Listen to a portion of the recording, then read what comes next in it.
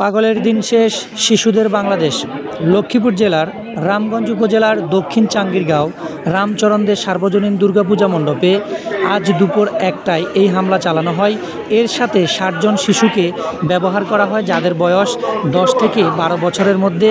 ইতিমধ্যে বাংলাদেশ সেনাবাহিনী এবং রামগঞ্জ শাখার যে পুলিশ সদস্যরা কর্মরত রয়েছেন, তারা উক্ত ঘটনাটি সত্যতা নিশ্চিত করেছেন। সেই সাথে ৪ জনকে ঘটনাস্থল থেকে উদ্ধার করেছেন।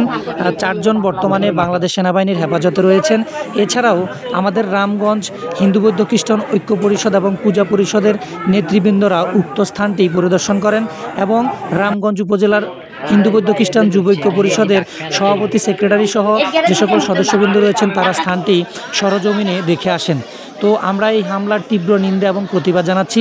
সেই সাথে আমাদের একটাই দাবি, এই হামলা অচিরে বন্ধ হোক এবং সেই সাথে দোষীদের সর্বোচ্চ শাস্তি হোক। আমরা এটাই চাই। পোস্টটি শেয়ার করে সবাইকে দেখার সুযোগ করে দিবেন।